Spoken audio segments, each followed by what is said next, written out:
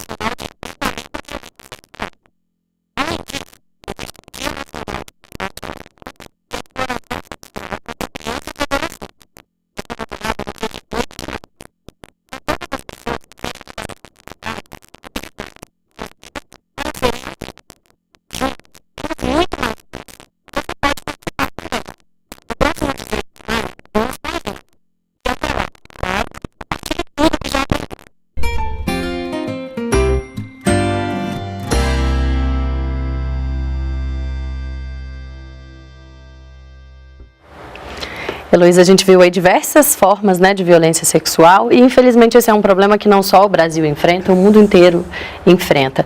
Aqui no Brasil a gente tem dados sobre esse tipo de violência? Temos. O ano passado o Disque 100 ele registrou de 90 mil denúncias de violência contra crianças e adolescentes, um quarto disso mais ou menos foram de violência sexual. E aí abrangendo tanto o abuso quanto a exploração sexual. Acho que é importante dizer também que a violência sexual ela nunca vem sozinha, né? A gente pensa muito numa ideia de trajetória, porque os dados também nos mostram que são muito altos os índices de denúncia de negligência, de maus tratos, de violência psicológica, violência física, né? E aí na maioria das vezes isso acontece dentro de casa, né? O agressor é um conhecido, né, da criança, muitas vezes também parte do pai ou da mãe, e então a gente trabalha muito com a ideia de trajetória de violências, né? Então a violência sexual como sendo um ápice aí, né, nessa condição de vulnerabilização desse sujeito, mas que ela não está dissociada de outras formas de violação de direitos humanos. Sandra, muitos desses casos nem chegam a ser contabilizados, né, porque não há denúncia. Há uma série de fatores aí envolvidos nesse processo de denúncia, né? Sim, como o próprio vídeo mostrou, né, a vergonha, o fato, a Heloísa ressaltou, a grande parte das violências sexuais são violências intrafamiliares. Então, né, muitas vezes na prevenção do nome da família, isola o agressor, tira a criança de perto, mas não oferece à criança ou adolescente e ao agressor o tratamento adequado, né, o cuidado adequado. Porque a gente entende, né, como na psicologia, que essas agressões fazem parte de um processo sistêmico, como a Heloísa citou, mas um processo de doença e que precisa ser olhado, tanto a vítima quanto o próprio agressor. E esse fato, né, Heloísa, do agressor muitas vezes ser uma pessoa da família, é um fato que merece atenção, porque eu acho que, em geral, as pessoas tendem a achar que o agressor sexual de uma criança ou adolescente é uma pessoa amedrontadora, é uma pessoa que dá algum sinal, e muitas vezes não é bem assim, né? Não é. Existe uma relação de proximidade e até de conquistar a confiança daquela criança ou daquele adolescente para que, de fato, ele se submeta àquela condição. E também acho que tem um fator que é importante a gente ressaltar, que é uma espécie de naturalização, né, da violência sexual, como se o corpo da criança, o corpo daquele adolescente não lhe pertencesse exatamente, né? Então ele pudesse estar a serviço, né, de outros interesses que não, né, o seu próprio, a sua própria autodeterminação mesmo. Então isso também é uma questão que dificulta muito as denúncias, né? E aí, no caso da exploração sexual, como ela também está associada a uma troca monetária, isso também acaba se tornando, né, como o vídeo também falou sobre isso, né, são adolescentes, são crianças em situação de vulnerabilidade social e econômica, né, e aí acaba sendo uma alternativa de trabalho, né, tanto que a exploração sexual é considerada uma das piores formas de trabalho infantil. Então, esse elemento, acho que ele também dificulta, até no processo de atendimento, né, depois do trauma, né, para você tirar esse adolescente, tirar essa criança da situação de exploração sexual, a questão do trabalho ela vem muito forte, porque era uma renda, né, ou para ela própria, ou para ela complementar dentro de casa, né, então tem esse elemento que também dificulta. A gente vai falar um pouquinho mais sobre exploração sexual no segundo bloco, mas essa questão, né, Sandra, você como psicóloga, essa questão de ser uma pessoa próxima, de ser uma pessoa da família, dificulta mais ainda o processo da criança, né? Porque ao mesmo tempo que ela se sente violada, tem a coisa de é um parente, será que vão acreditar nela?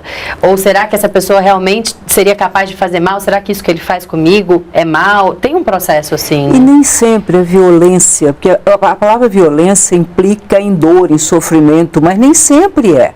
Muitas vezes é o olhar, né, um gesto, um carinho que é um pouco maior, né, do que um carinho real da família, e que para a criança naquele momento é inclusive um objeto de prazer, que muitas vezes mais tarde, na adolescência, no início da idade adulta, vai ser significado como violência sexual. Então isso tudo acaba confundindo até para que não haja a denúncia. Né? E às vezes também há uma confusão na denúncia. Né? A gente também precisa estar alerta às falsas acusações de abuso. Porque muitas vezes, em situações de litígio familiar, a gente sabe que de 70% a 80% das acusações são falsas.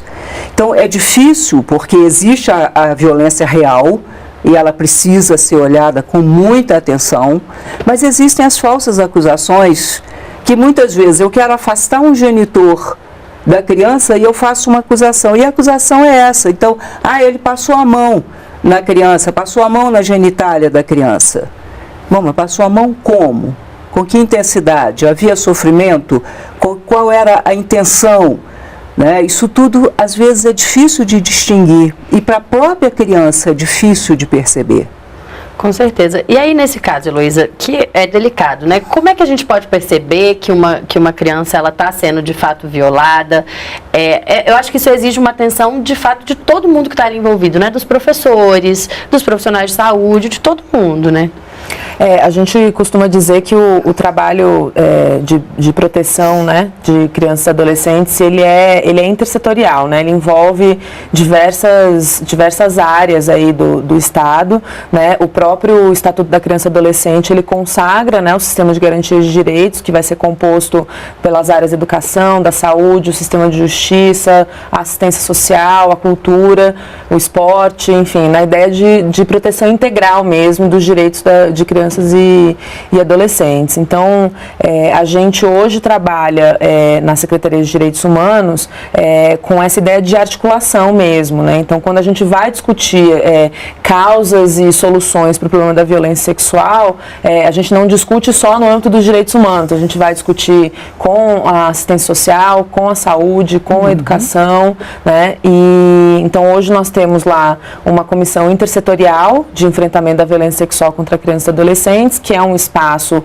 permanente, né? Foi instituído em 2007, mas ele já funcionava já desde 2002, né? Um pouco depois da aprovação do Plano Nacional, e é um espaço realmente para a gente articular essas políticas públicas, né? E entender como é que a escola trata esse problema, então como é que o professor identifica, como é que o assistente social lá no CRAS, no CREAS, vai observar isso, né? E na saúde, então se tem uma denúncia, na saúde a notificação é obrigatória, mas o papel do profissional de saúde, no momento que o adolescente ou que a criança chega lá, vulnerabilizado, fragilizado, né, violado, mas violentado, como é que esse profissional vai acolher, vai atender, né? Então, hoje a gente tem pensado muito a questão também da escuta de crianças e adolescentes, né?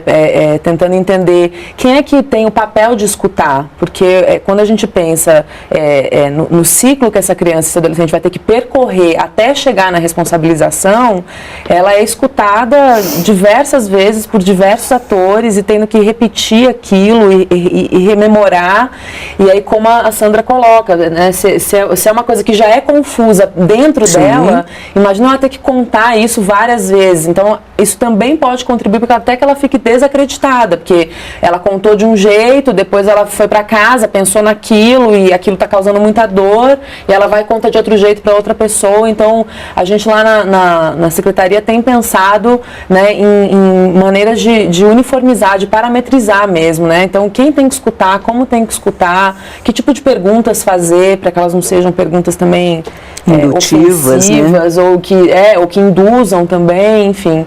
Então essa é uma questão que para nós está sendo bem sensível nesse momento. Estamos tentando trabalhar realmente, porque a rede é muito grande, são muitos profissionais envolvidos e o país é muito grande também. Então se a gente pensa alguma coisa aqui no âmbito federal, mas isso precisa ser implementado até lá na ponta, nos 5.500 municípios do país. E a gente vê que é realmente uma questão muito complexa, né, Sandra? Envolve todo mundo, envolve até o vizinho que de repente vê alguma coisa. Como é que a criança que tá sendo violentada, que está sofrendo um abuso ou até está sendo explorada sexualmente, ela apresenta alguns sinais? O vídeo até mostrou algumas coisas, mas dá para identificar? O vídeo mostra sinais muito importantes e muito interessantes, né? O isolamento, a depressão, distúrbio de escolaridade. A escola é um foco importante, porque normalmente é lá que a criança começa a sintomatizar, com agressividade com os colegas, com o isolamento em sala de aula, com a exacerbação dos comportamentos sexuais. E se a escola percebe e denuncia, porque aí nós estamos, de acordo com o ECA, todos nós somos obrigados a denunciar, a prevenção mesmo, o cuidado básico com a criança. Se a escola começa a olhar, se a parte médica, a parte psicológica, eu sempre digo, mas sempre que eu estou falando nisso, o quanto nós psicólogos precisamos nos preparar para estarmos alertas e prontos a fazer esse tipo de diagnóstico. Porque não é tão difícil, também não é fácil. Mas existem sim, esses sinais são muito claros. A criança abusada, ela tem vergonha de falar. Porque quando ela se dá conta do abuso, passa a ser para ela uma situação de vergonha. Ela vai envolver, como a gente está dizendo que muitas vezes, a maioria das vezes ele é intrafamiliar, vai envolver pessoas que ela ama. Se não é um abuso violento, vai envolver pessoas que ela ama, e ela vai saber por esses inúmeros lugares que ela passa, que a gente chama de uma revitimização. E nós temos que pensar, Heloísa, você falou, eu me lembrei, nós vamos pensar em que idade, faixa etária da criança, onde está envolvida a fantasia dela, onde está envolvida a realidade, onde está envolvido o adulto que está ou não por trás, implantando muitas vezes falsas memórias nessa criança. Então, essa distinção, e eu acho que aí a psicologia tem um papel muito grande. Claro, a medicina, a própria justiça, a polícia, de poder diferenciar essas falsas dessas verdadeiras acusações e eu fico muito feliz de ouvir você falar dessa busca, porque nós precisamos centralizar isso. Nós não podemos permitir que essa criança vá à polícia, à DPCA, ao psicólogo da escola. São 5, 10, 8 vezes que essa criança é ouvida e ela está sendo a cada vez revitimizada nesse processo. Acaba sendo mais desrespeitada ainda na tentativa, obviamente, de protegê-la. A gente vai continuar a discussão no próximo bloco. Agora a gente vai para um rápido intervalo e volta já já.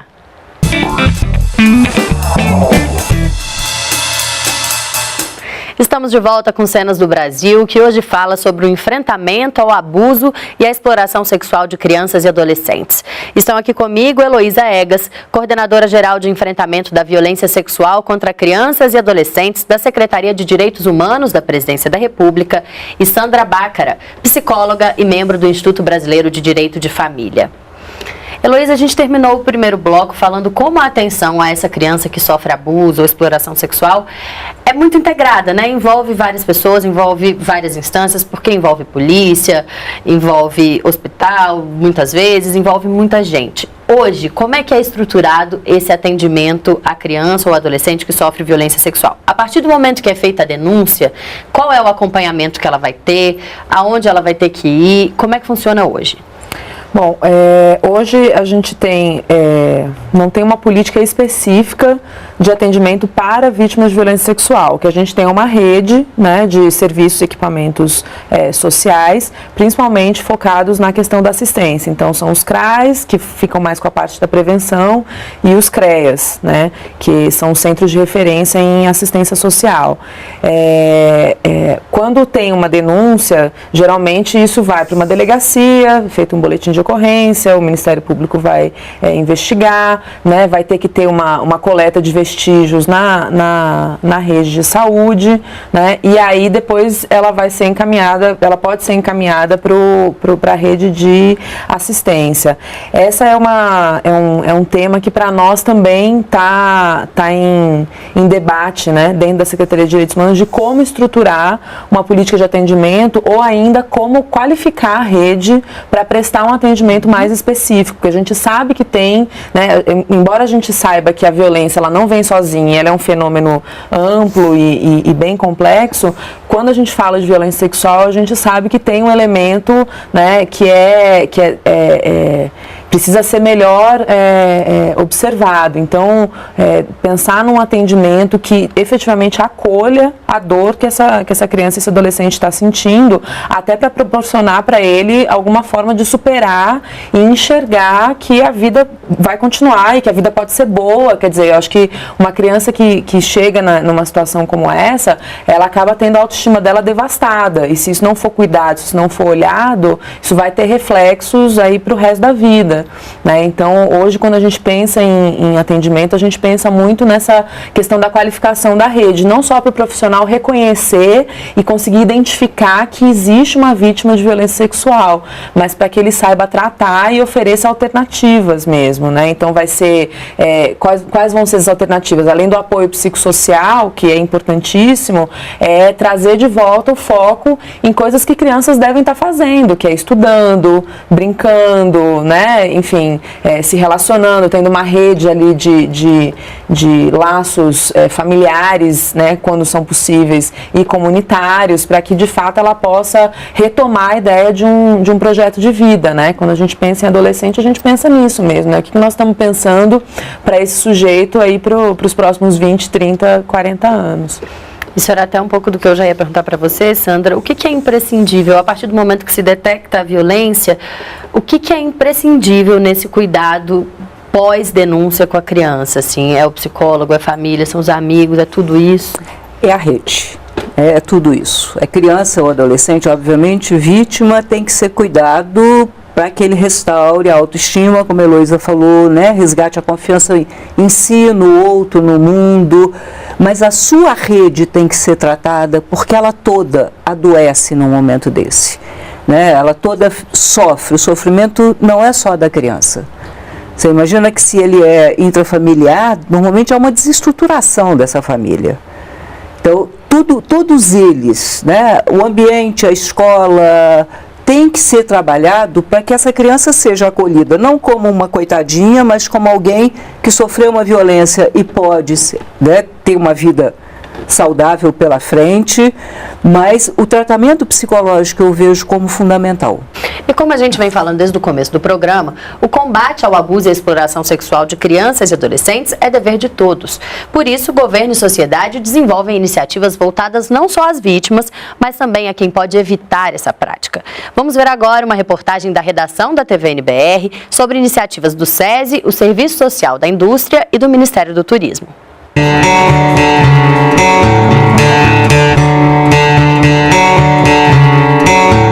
Esses adolescentes tiveram parte da juventude roubada. Vítimas de violência sexual carregam as marcas do abuso.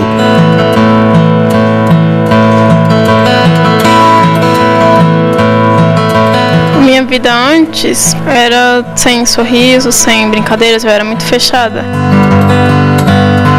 Mas aqui tiveram a oportunidade de recomeçar com o projeto Vira Vida, que oferece apoio psicológico, educação básica e profissional e encaminhamento para o mercado de trabalho.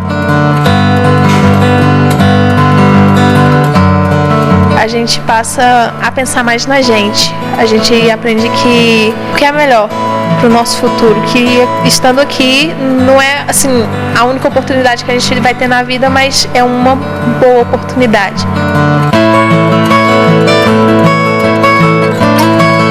Mais de 5.000 jovens se matricularam na iniciativa do SESI, o Serviço Social da Indústria, que está presente em 20 estados do país.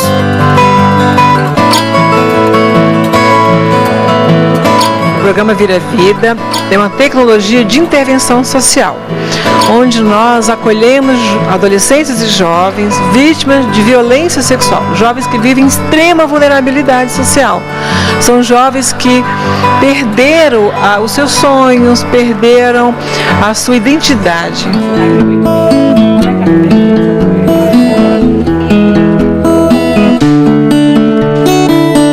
E informações sobre como funciona a rede de proteção às vítimas e também sobre como agir e as formas de denunciar, como o Disque 100, estão sendo levadas para regiões que recebem muitos turistas.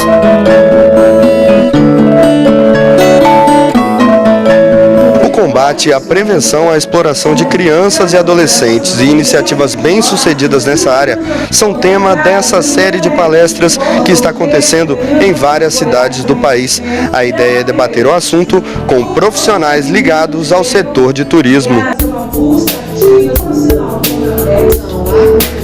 O Ministério do Turismo não poderia deixar de estar aqui divulgando a importância dessa questão da sustentabilidade em relação à proteção integral de crianças e adolescentes, como bem fala o nosso Estatuto da Criança e também a Constituição Brasileira. Já foram realizadas palestras em 20 capitais do país. A reunião aconteceu no Vale do Amanhecer, em Planaltina, no Distrito Federal, onde há uma comunidade religiosa que recebe mais de 100.000 visitantes por ano. Além dos profissionais ligados ao setor de turismo, a população também aprovou a iniciativa. É um alerta, né, para a gente procurar essas famílias, esses pais, esses adolescentes e estar encaminhando.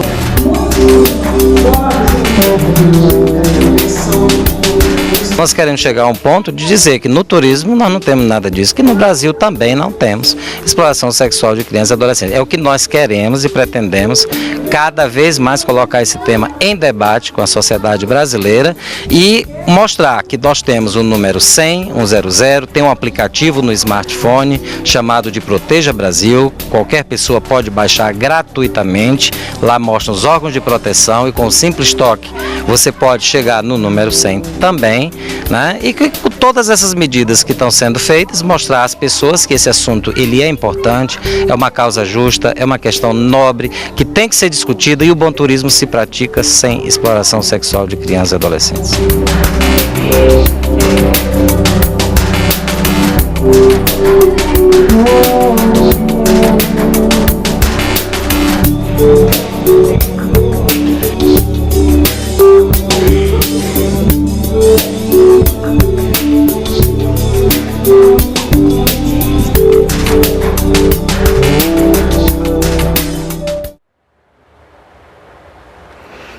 Heloísa, a gente viu aí que o turismo, ele infelizmente abre uma possibilidade de um tipo de violação ainda mais complexo, que é a exploração sexual das crianças e dos adolescentes, e que também não acontece só no turismo, né? Mas especificamente em relação à exploração sexual, o que é feito no combate a esse tipo de violência? Bom, a questão do turismo, ela se insere também dentro dessa perspectiva de trabalho em rede, né? Então, na comissão intersetorial, por exemplo, o Ministério do Turismo participa e com as suas ações, né?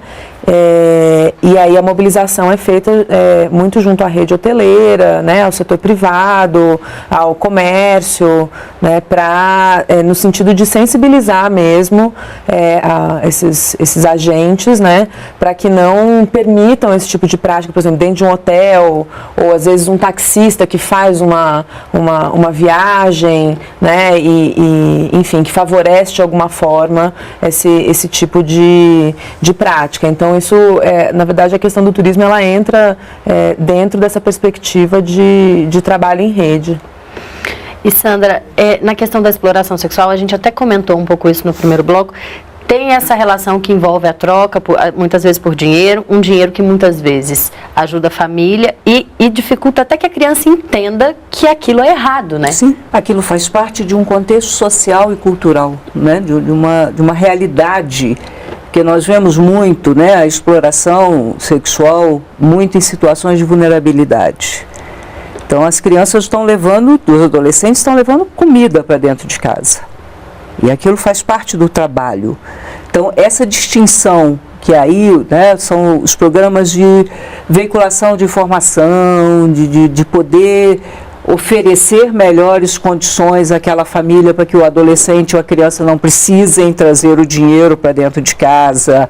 Né? E muitas vezes também é entendido como afeto. Mesmo nesses casos? Mesmo nesses casos. Então, se a criança vive numa situação de uma miséria afetiva muito grande, de repente um chocolate, uma bala, R$1, é entendido por ela como um afeto. E ela vai em busca disso. E nesse sentido da oportunidade, Heloísa, aí é importante uma interligação de políticas de educação, de capacitação para o trabalho, né? E esse trabalho também está integrado nessa política de prevenção? Isso, por isso que quando a gente fala em atendimento de vítimas de violência sexual, seja abuso, seja exploração, a gente não consegue pensar num serviço específico que vai agir de maneira isolada, né? Então são vários atores que têm que estar integrados, porque é isso, para uma criança, um adolescente sair da situação de exploração sexual, se ele recebe dinheiro e se esse dinheiro ele é relevante para o sustento dele ou da família ou de ambos, você tirar ele dessa situação, ele vai dizer, não, mas assim eu compro meu tênis, eu compro minha roupa, eu ando bem vestido, eu isso ou aquilo. Eu faço então, o que a sociedade me diz que é certo, exatamente, né? Aquilo o tênis, o boné, o que é esperado de mim. Porque tem esse elemento também, existe um apelo, né, pelo consumo que é muito, muito forte, né? Então, aquele adolescente, principalmente quando vai chegando, né, um adolescente ali, né, mais de 15, 16 anos e tal, ele quer se sentir parte daquilo também, né? Ele vê outras pessoas desfilando bem vestidas, com um telefone caro, com um sapato legal, né, indo para esse ou para aquele programa e o adolescente é muito gregário, ele quer se sentir parte de um grupo e se ele não consegue, ele vai buscar os meios, claro, né?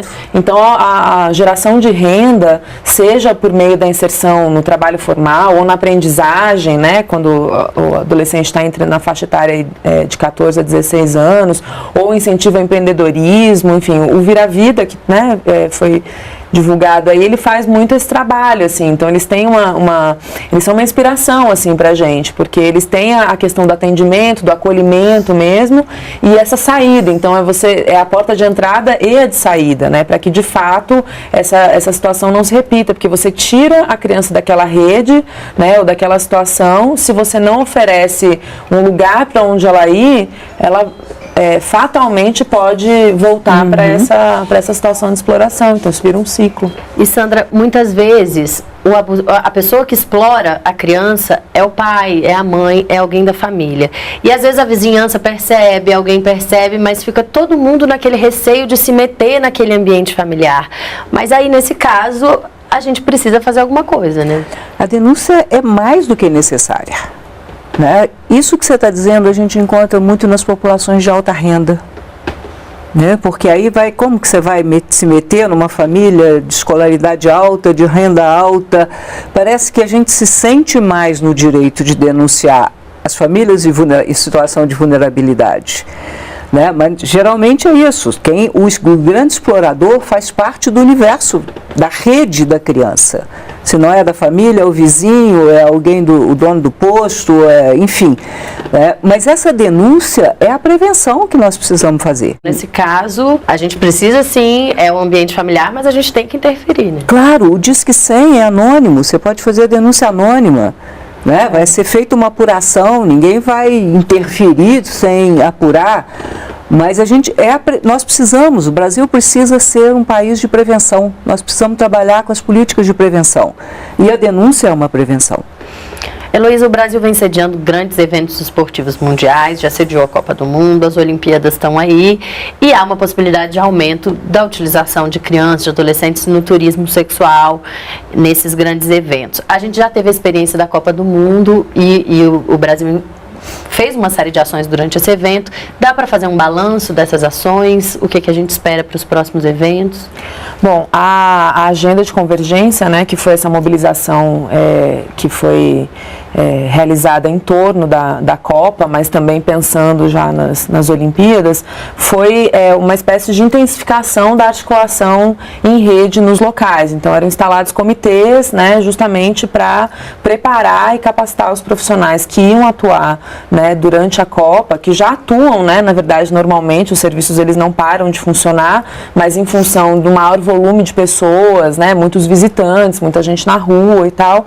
Então, existia um trabalho de intensificar essa articulação em rede para coibir esse tipo de prática, né? A gente teve poucas denúncias no DISC envolvendo, por exemplo, turistas, né, como abusadores e exploradores. E o balanço que a gente faz é que, assim, essa mobilização serviu para qualificar a rede para frente, quer dizer, as pessoas entenderam, né, os profissionais também entenderam de que forma conseguir trabalhar essa questão de maneira permanente, não só em função dos grandes eventos. Então, isso foi feito para a Copa das Confederações, para a Copa do Mundo, e aí agora a gente se preparando para as Olimpíadas. A questão da agenda, ela acabou também desdobrando numa preocupação com relação às obras, né, porque a gente sabe que num contexto de uma grande obra, de um grande empreendimento, você tem uma vulnerabilização, né, de alguns grupos, sendo crianças e adolescentes um deles. Isso não é um problema novo, isso não é uma questão que surgiu em função da Copa do Mundo, por causa da construção dos estádios, isso é um problema bem antigo, mas que também serviu para a gente olhar para isso com mais profundidade. Então, assim, dentro do canteiro da obra, que tipo de violação que você pode ter, né? Então, a questão do trabalho escravo, a questão do trabalho infantil, uma precarização nas relações de trabalho, mas fora do canteiro de obras, o que você tem? Um comércio que cresce ali em torno daquele movimento migratório de trabalhadores para aquele local, né, principalmente nas regiões mais distantes, e aí você tem muitas vezes a ocorrência de redes, né, pequenas redes aí de exploração sexual. Então a gente está agora também tentando olhar para isso, para pensar a questão das obras, né, como do ponto de vista dos impactos sociais, não só dos impactos ambientais, né? Quando a gente pensa em obra, a gente pensa justamente na questão do meio ambiente, que isso vai acarretar, mas existem também os impactos sociais, que não são só em relação a crianças e adolescentes, mas a gente tem, né, como foco essa questão de cuidar mesmo, de observar como é que a gente não viola direitos no contexto de uma grande construção, de um grande empreendimento. E uma necessidade também, né, Sandra? Porque afinal de contas a gente é uma potência turística, o Brasil vai continuar sempre recebendo turistas, a gente é um país em pleno desenvolvimento, então tem muita obra, é um cuidado. É um cuidado a longo prazo e é um cuidado maior, né? É muito bom saber ver esse tipo de preocupação, mas aquilo voltando, né? A gente precisa de um trabalho sistêmico, reforçar a família, reforçar o ambiente, reforçar a escola, o ambiente de saúde, porque aí nós vamos estar, essas crianças, esses adolescentes não vão precisar, né, ser explorados, porque vão ter outros espaços de busca, outros espaços de realização, de crescimento, de proteção. Agora a gente vai para mais um intervalo e volta já já.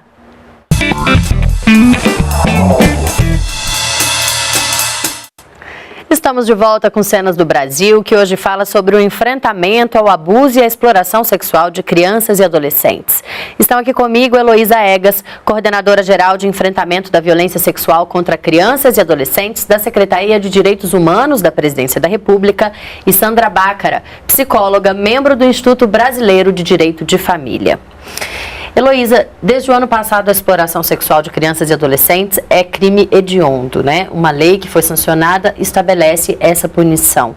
Dá para ver um resultado dessa maior punição de lá para cá?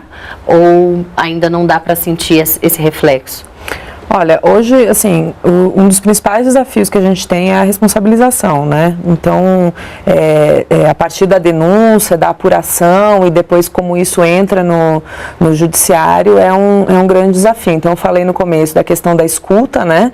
Porque hoje um dos principais meios de prova ainda é a prova testemunhal, então a gente depende que a vítima, né, consiga falar sobre aquilo e que, de fato, a partir daquele depoimento você consiga extrair que de fato houve uma conduta criminosa e a pessoa chegue a ser responsabilizada. Então isso ainda permanece como um desafio.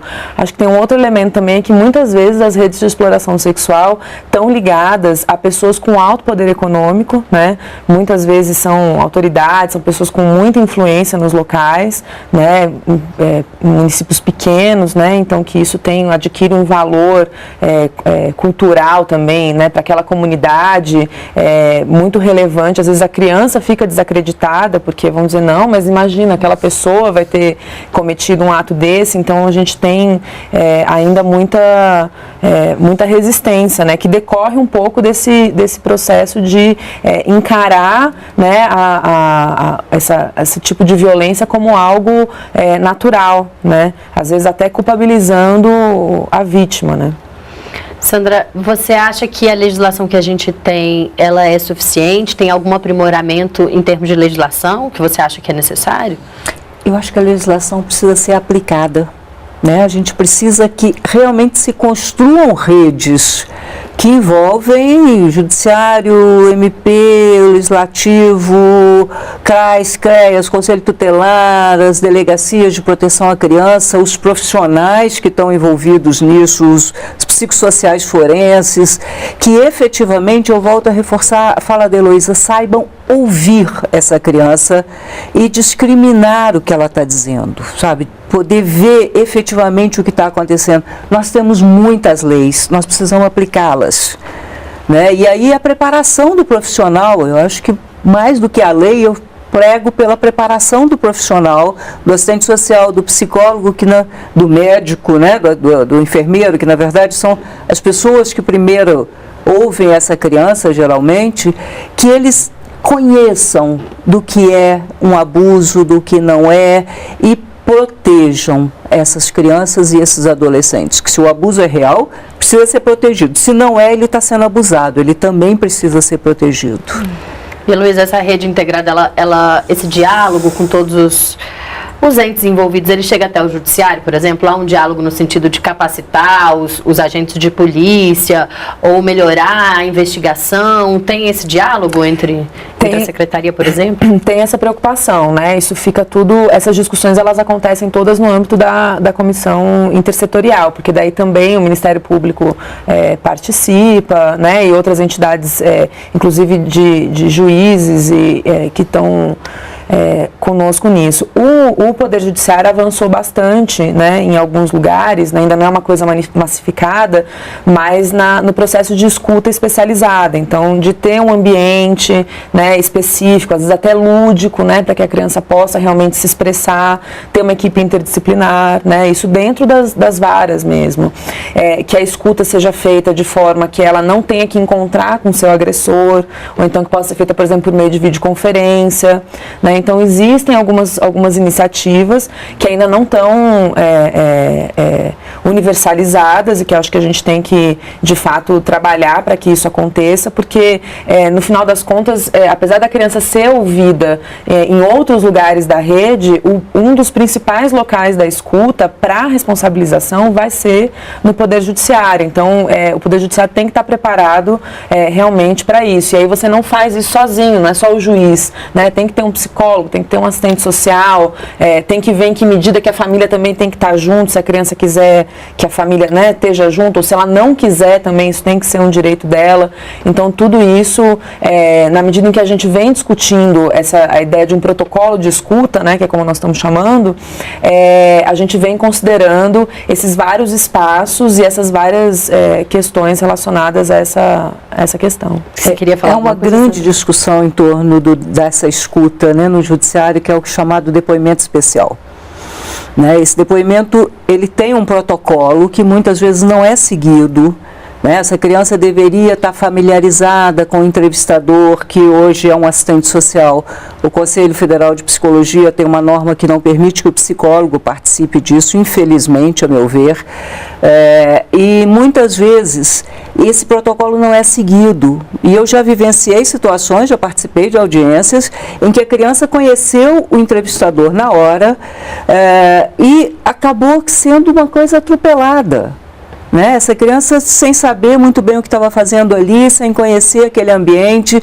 Eu sempre fui favorável ao depoimento especial. Antigamente era chamado depoimento sem dano, a gente sabe que dano existe, então, né, mudou-se o nome, mas o que a Heloísa está dizendo, eu reforço, sabe, a preparação do judiciário, do pessoal do MP que está ali ouvindo, né, vendo por videoconferência, e principalmente do profissional que vai interferir com essa criança, sabe? Para que essa criança não se sinta intimidada, que essa criança não seja induzida, né? Na ânsia de buscar a verdade, muitas vezes a gente acaba provocando uma falsa acusação, ou a criança se sente extremamente inibida para confessar o que aconteceu com ela, contar a verdade, e a gente perde uma prova super importante, né, a favor dessa criança e que vai gerar a culpabilização, ou culpabiliza-se um inocente.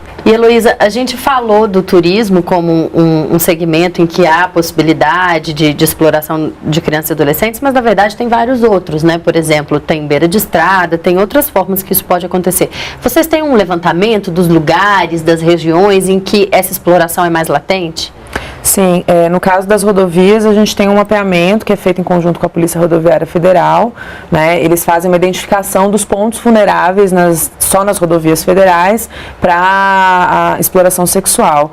O último mapeamento apontou quase 2.000 pontos, né? Eles estão concentrados principalmente na região sudeste, mas isso se deve também ao fator da malha viária ser maior, né? O que não significa que em outras regiões onde não tem rodovias federais, ou às vezes não tem nem rodovia pavimentada, isso não aconteça.